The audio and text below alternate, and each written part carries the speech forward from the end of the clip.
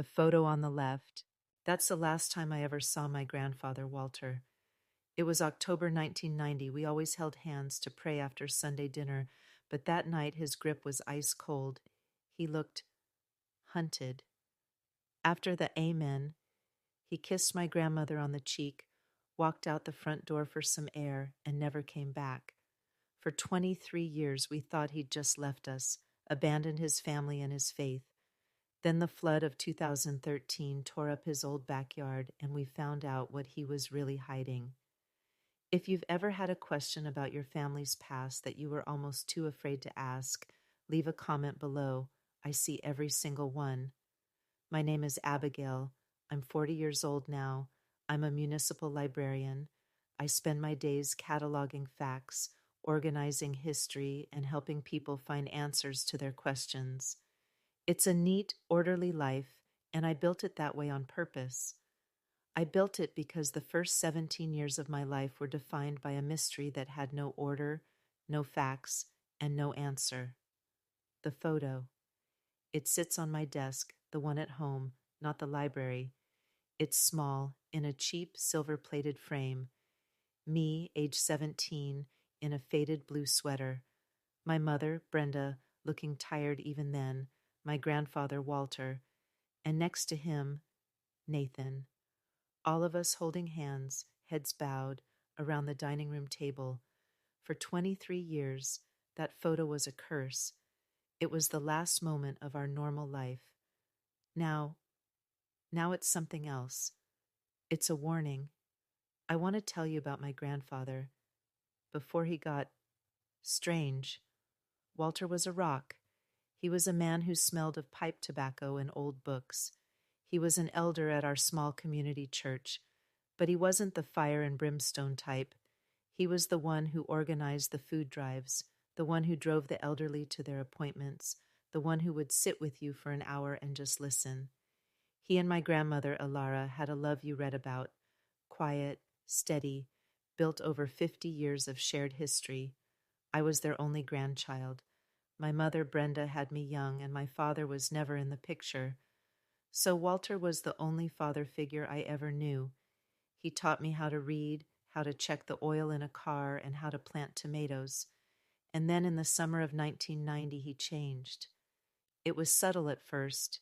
He stopped smoking his pipe, said he didn't like the taste anymore. He, who always had a story, became quiet. He started locking the door to his study, a room that had always been open. My mom and I were living with them at the time, trying to get back on our feet. So I saw it all. I'd hear him on the phone late at night, his voice a low, angry murmur. "You can't do that," he'd hiss. "That's her life savings." My grandmother, Alara, would try to ask him, "Walter, what is it? What's wrong?" "Nothing, Alara, just church business. It's fine." But he looked hunted. That's the only word for it. He lost weight. His eyes, usually so warm and blue, were always darting toward the window, toward the sound of a car slowing down. My mother, Brenda, was worried. She and Walter had a good relationship, but he was shutting her out too. She finally went to the one person everyone trusted, the other senior elder at the church, Nathan. Nathan. He was everything my grandfather was not. Where Walter was quiet and steady, Nathan was a bolt of lightning. He was charismatic, handsome, with a voice that could make you feel like you were the only person in a room of 500. He was a pillar of the community. When he prayed, you felt God was listening personally. "Brenda," Nathan said, putting his hand on my mother's arm, his voice dripping with concern. "Walter he's under a great spiritual burden. I'm worried about him. He seems confused, paranoid. Let's have a small gathering, just us. We'll have dinner and we'll pray for him. We'll cast this darkness out." So that Sunday in October, he came over. The dinner was awful. My grandmother made her famous pot roast, but the silence at the table was suffocating. My grandfather barely ate. He just pushed his food around the plate. Nathan did all the talking, all his smooth, easy charm, telling stories about the church's bake sale, all while my grandfather just stared at his plate. Then Nathan stood up. Walter, brother, we're here for you. Let's pray. We all stood. We all held hands. I took my grandfather's hand, and that's the part I'll never forget. His hand, the one that had always been so warm and strong, was ice cold. It was damp, and he was trembling. I looked at him. He was looking at Nathan, and it wasn't fear in his eyes. It was hatred, pure, cold hatred. It shocked me so much I almost let go. Nathan began his prayer, his voice booming in the small dining room. Lord, we lift up our brother Walter. We ask you to cleanse his heart of confusion, to lift this paranoia from his soul. My grandfather said nothing. He just stared at Nathan, his eyes burning. When Nathan finally said, Amen, we all let go. My grandfather, moving like an old man, walked over to my grandmother. He kissed her on the cheek, a simple, dry kiss. He looked at my mother and me. I just need some air. He walked to the front door, opened it, and stepped out onto the porch. Nathan, all smiles, started clearing the plates. See, he's feeling better already. The power of prayer. 10 minutes passed. My grandmother went to the door. Walter, it's getting chilly. No answer. 30 minutes. Now we were all on the porch. The street was empty. His car was still in the driveway. An hour. My mother was in the car driving around the block, her face pale. At midnight, we called the police. The first 48 hours were a blur. The police came. They asked questions. Was he depressed? Did he have gambling debts? Was he senile? My mother, full of shame, had to tell them what Nathan had said. He was confused, paranoid. It set the narrative. The police decided Walter was a vulnerable adult who had wandered off in a state of confusion. Search parties were organized. And who was at the front directing everyone, a bullhorn in his hand, his face a perfect mask of grief? Nathan. We will find our brother, he shouted to a crowd of volunteers in the church parking lot. We will bring him home. They never found him. Not a trace, not a credit card charge, not a Social Security hit, not a body. He had just vanished. The first year was grief. The second year was anger. By the third year, it was shame. The whispers in the church started. Did you hear? He just left Alara with nothing. I heard he had a secret family. Abandoned his faith. Just walked away from God. Nathan from the pulpit encouraged our family to forgive Walter for his moment of weakness. My grandmother, Alara, was never the same. She was a ghost in her own home. She would sit in his study, the one he had locked, and just touch his books. She died 5 years later.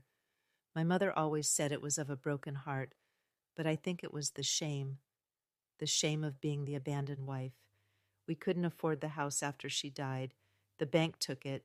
My mother and I moved into a small apartment across town. She got a job as a legal secretary and worked her fingers to the bone. She never went back to church. They're all hypocrites, she'd say, her voice flat and hard. The mystery, the not knowing, had curdled her. And me? I went to college. I got my degree. I built my quiet life. I never married. How could I? The man who was my foundation, my rock, had shown me that anyone, even the best of men, can just walk away. For 23 years, that was the story. Walter was the man who abandoned his family. Until the flood. It was 2013, a storm of the century, they called it. The city's old drainage systems were overwhelmed. The river crested. Our old neighborhood, the one we hadn't driven through in nearly 2 decades, was underwater. I was at the library stacking books when my cell phone rang. An unknown number. Hello? Is this Abigail? A man's voice asked. My name is Carlos Davies. I live at 412 Maple Street. My blood went cold. My grandparents' house. Yes? I said, my voice barely a whisper. Look, this is going to sound crazy. The flood, it did a real number on my backyard. The ground, it just caved in. The water subsided, and, "Ma'am, there's a box, uh, a huge metal box. The police are here, and there's a little brass plate on it. It says, 'Property of W.M. Walter.'" Walter's initials. I dropped the book I was holding. It hit the carpet with a dull thud. "I'm on my way," I said. I called my mother. "Brenda, someone's found something at the old house in the backyard." I didn't need to say more. She met me there. The drive was silent. What could we say? We were two women, a generation apart, hurtling toward a truth we weren't sure we wanted.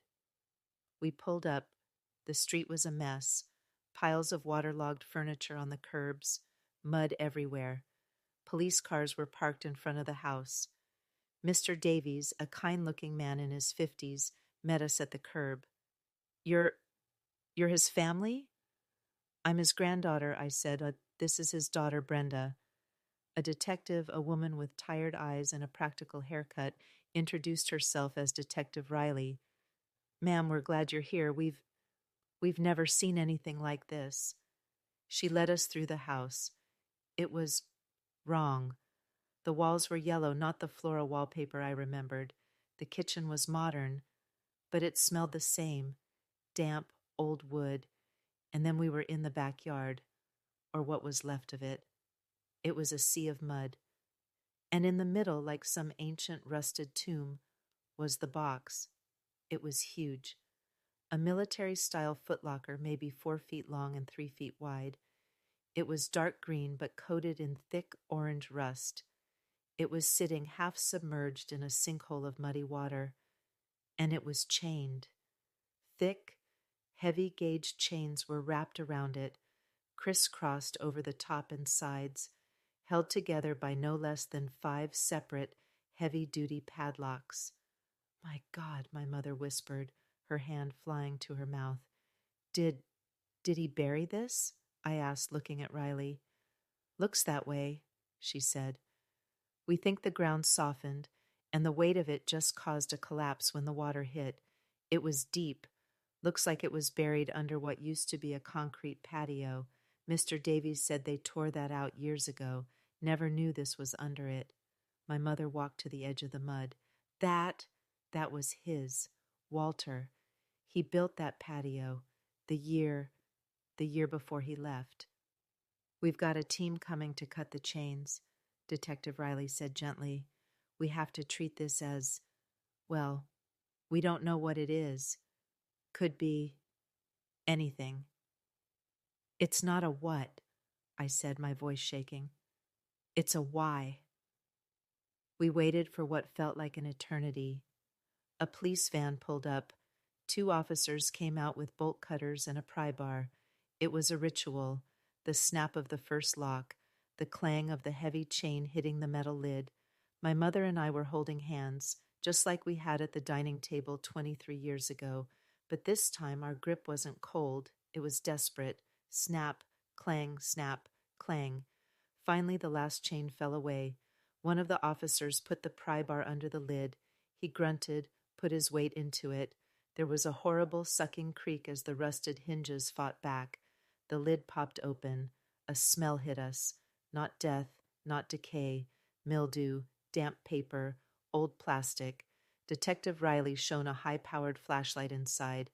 My mother let out a sound, a sob that was ripped out of her. It wasn't treasure. It wasn't weapons.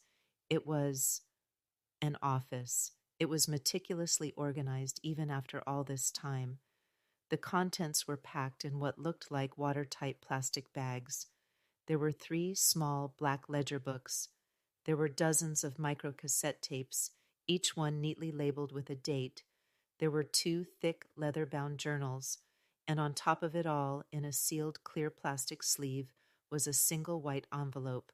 On the front, in my grandfather's neat, strong handwriting, were 2 words, "For Abigail." I don't remember walking. I just remember being at the edge of the box, Detective Riley's hand on my arm. "Ma'am, that's all evidence. We have to take it in." "Please," I begged, the tears streaming down my face. That's my name. Please." She looked at me, then at my mother, who was just weeping, silently. "Okay," Riley said, her voice soft. She carefully lifted the plastic sleeve. The envelope inside was perfectly preserved. She handed it to me. My hands were shaking so badly I could barely open it. My mother stood next to me, reading over my shoulder. It was one page. "My dearest Abigail, if you are reading this, I am gone, and I am so, so sorry. I need you to know the truth. I did not leave you. I would never leave you, or Alara, or your mother. I am being hunted. I found something terrible. Nathan, he is not the man you think. He is a wolf. He is stealing from us, from the old ones, from the widows. He has a church growth fund that is just his bank account. I found out. I confronted him. I thought I could make him stop. But he's a monster. He knows all our secrets. He told me if I said one word, he would destroy our family. He would tell the world lies about your mother. He would hurt you. He threatened you, Abby. I am not a strong man. I am a coward. I couldn't bear to see our family ruined, but I couldn't let him keep hurting those people. So I built this box. It has everything. The ledgers he tried to burn, my journals, and the tapes. God forgive me, I started recording him. It's all here. I am burying this under the new patio. It's the only place he'd never think to look. I am going to the police tomorrow, October 29th, 1990. If I don't make it, this is the only truth. This is my only testimony. He is a wolf. Do not let him win. I love you. I have always loved you. G. Pay. I finished reading. My legs gave out. I sank into the mud, the letter clutched in my hand. My mother was holding on to me, her wails echoing in the small ruined yard. He didn't leave us. He didn't abandon us. He was murdered. Detective Riley was on her phone, her back to us, but her voice was hard. Yes, she said. This is no longer a cold case. This is a homicide investigation. The next few days were a fog. The police took the chest.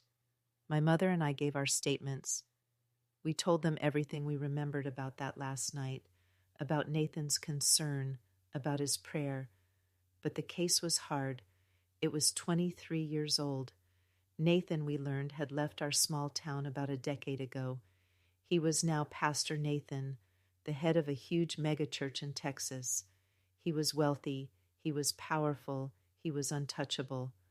The letter is a start, Detective Riley told us, sitting across from us in a sterile interview room. But it's hearsay. It's one man's word against another's, and one of those men is, well, missing. We need what's in those ledgers, and we really need what's on those tapes. The ledgers were meticulous. They were Walter's private accounting. He had cross-referenced the church's public donation records with something else. A private account. Nathan's account. We saw names we recognized.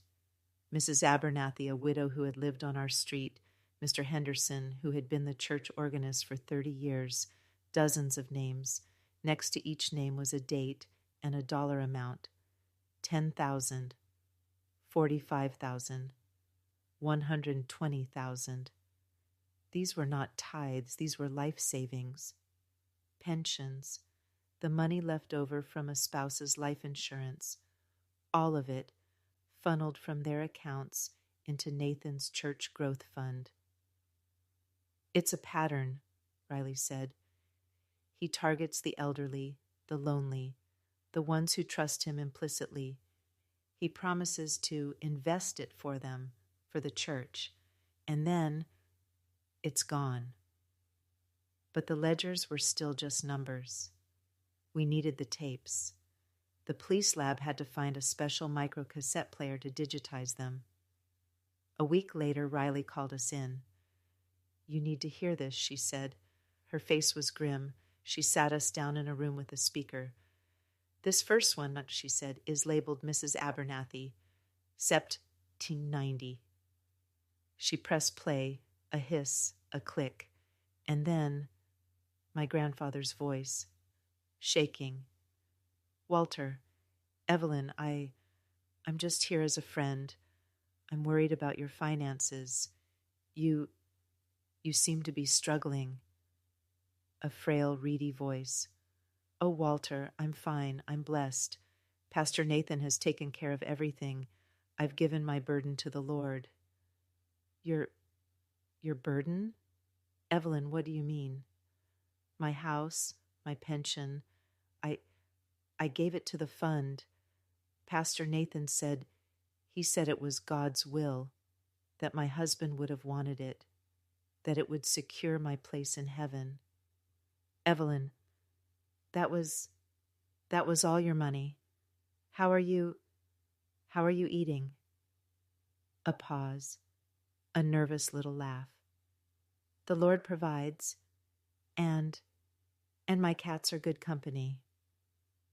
My mother put her head in her hands. Mrs. Abernathy, we all knew her. She had died of malnutrition about a year after my grandfather vanished.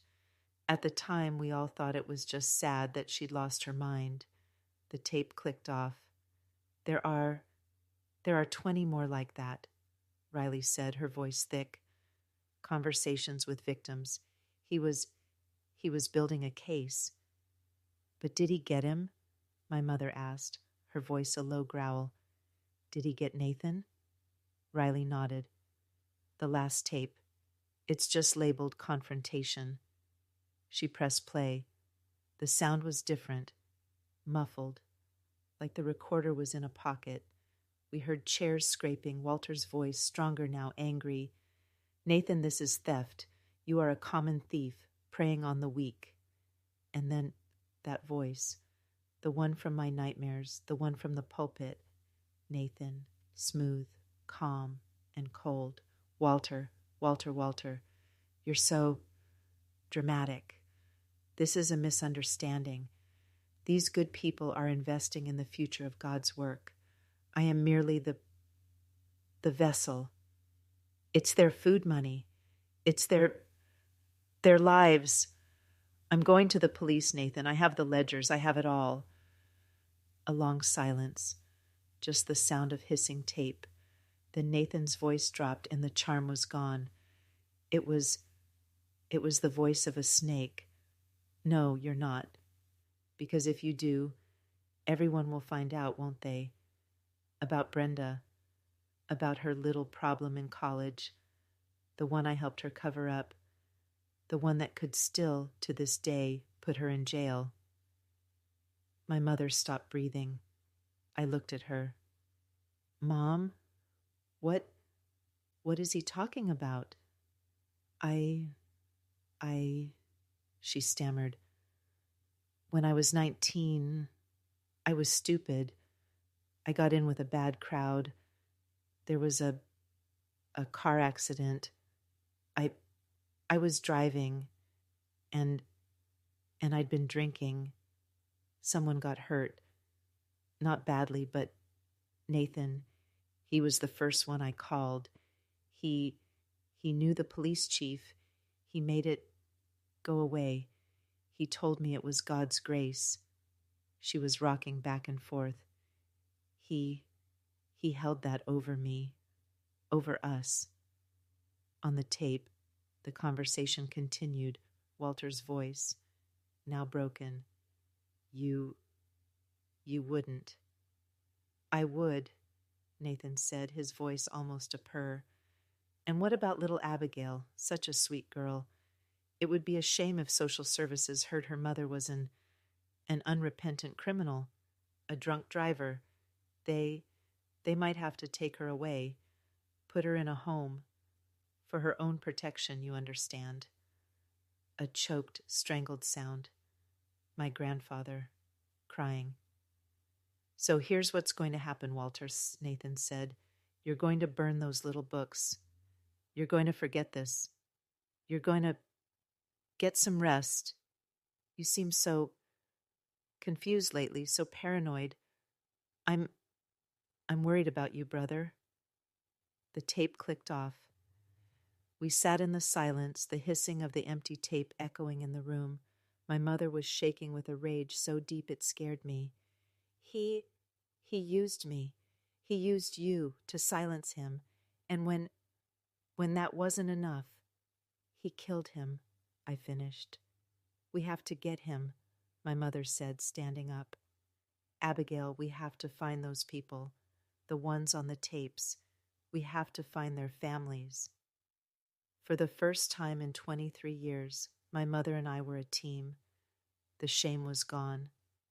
The grief was gone. All that was left was fire. I was a librarian. I knew how to find people. For the next 2 months, my mother and I, with Detective Riley's help, worked tirelessly. We used the ledgers. We used old church directories. We used ancestry websites and Social Security death records. We found them, or mostly their children. We found the son of Mrs. Abernathy. He was a truck driver in Ohio. We met him at a Denny's. My mom, he said, his eyes distant, she died penniless. She left a note, said she'd given it all to God. We thought she'd just lost it. We had no idea a person was behind it. That pastor, he gave the eulogy at her funeral. He talked about her generous spirit. We found the daughter of Mr. Henderson, the organist. She was a teacher in Florida. My dad was so lonely after my mom died, she told us over the phone, her voice breaking. Pastor Nathan was so kind to him. He came over all the time.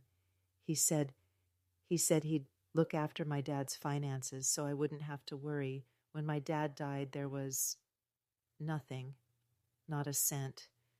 He'd mortgaged the house. Nathan told me he must have had a secret gambling problem, and I believed him. Story after story, a dozen families, a dozen lives ruined, all by one man with the tapes, the ledgers, and now a small angry army of victims' families. Detective Riley finally had what she needed. The DA is going for it, she told us. Racketeering, fraud, theft by deception, financial abuse of the elderly. It's a massive case. The Texas authorities are cooperating. We're going to arrest him. And the murder? I asked, my voice small. Riley's face softened. Abigail, we don't have a body.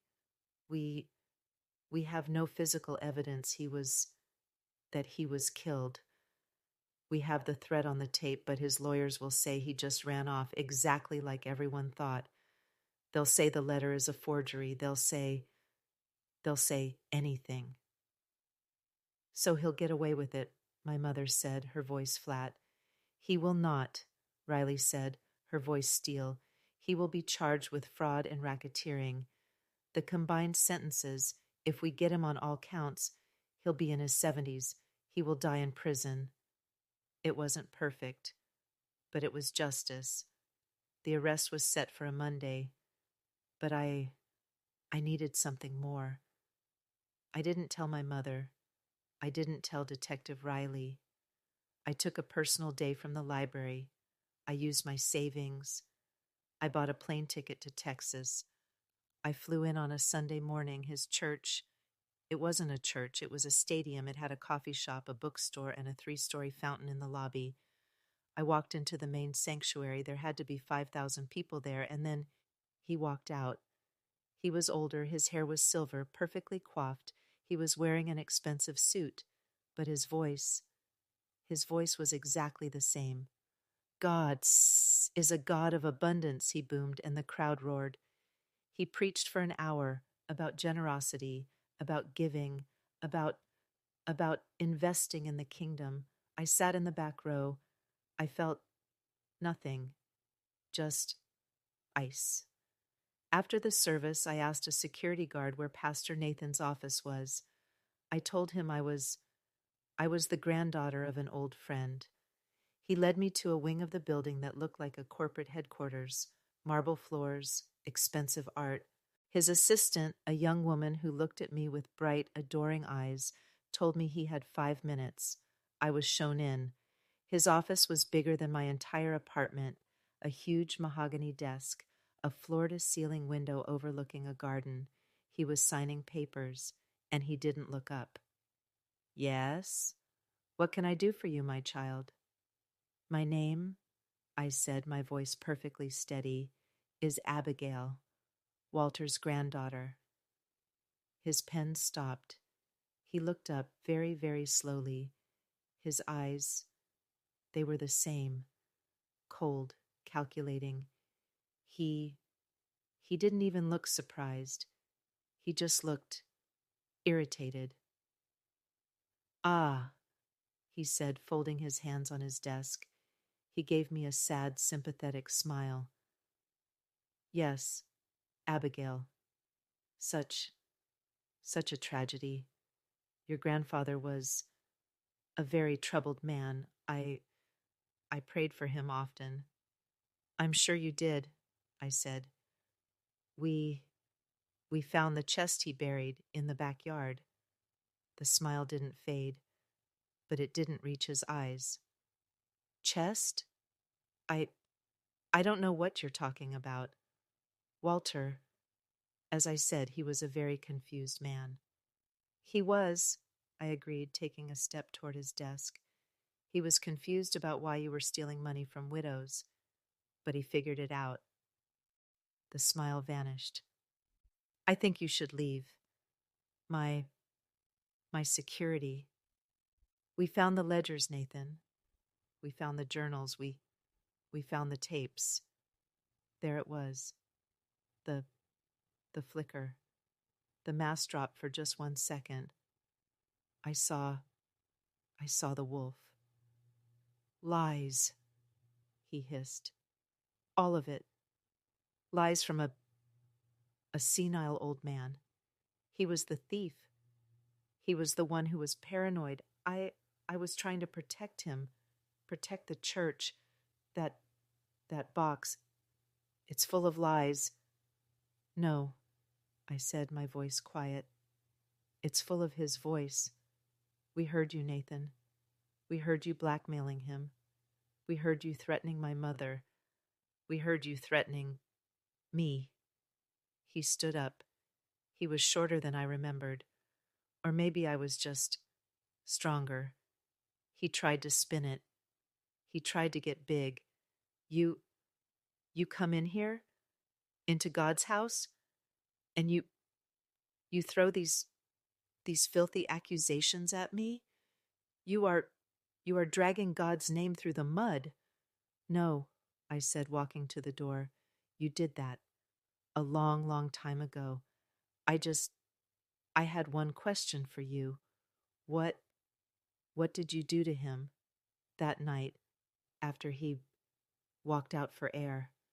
Did you follow him? Was it you?" He stared at me. His face was white. He didn't confess. He didn't have to. He just said, "He was a meddler. He got what he deserved." I opened the door. "Detective Riley and the Texas Rangers will be here tomorrow morning," I said. "Enjoy your last sermon." I walked out. I didn't run. I walked head high through the marble lobby past the fountain and out into the Texas sun. And for the first time in 23 years, I could breathe. The story broke the next day. It was massive. Pastor arrested for decades-long fraud scheme. Church elder's mysterious disappearance linked to financial abuse. Nathan's lawyers were good. They fought. They smeared my grandfather's name. They called my mother an unstable drunk. They called me a bitter, vengeful spinster. It didn't work. The ledgers didn't lie. The tapes didn't lie. And the dozen families whose lives he had ruined, they didn't lie. He was found guilty on 27 counts of fraud, racketeering, and financial abuse. The judge, she was a woman who reminded me of my grandmother. She looked at Nathan, who was standing there in his orange jumpsuit, all the charm and fire gone. You are a wolf in sheep's clothing," she said. You didn't just steal their money. You stole their faith. You will spend the rest of your natural life in prison." He did. He died 7 years later of a heart attack, alone in his cell. They never found my grandfather's body. Detective Riley, she thinks Nathan had help, that he was killed that night as soon as he stepped off the porch and disposed of. We'll never know. We'll never get to bury him, but we got him back. A few weeks after the trial, my mother and we went to the old house. Mr. Davies, the man who found the box, he'd been following the story. He let us in. We stood in the backyard. The hole was filled in. He'd planted a small tree there, a maple. My mother and I stood there for a long time. He wasn't a coward, Mom, I said, taking her hand. He was a hero. I know, she said, squeezing my hand. He was the strongest man I ever knew. We held a memorial service, not at the church, just us and the families of the people he'd tried to save. We read his letter. We played his tapes. We told his story, the real story. I still have that photo on my desk. The one of the last prayer. I look at it every day. For so long I looked at my grandfather and saw a man who was haunted, a man who was broken. But now I see him. I see the man who was fighting, the man who loved us so much. He buried the truth and waited for the water to set it free. So I have to ask you, if you found a truth that could destroy your family's name or expose a monster, what would you have done? Subscribe if you believe that every secret, no matter how deep it's buried, eventually finds its way to the light.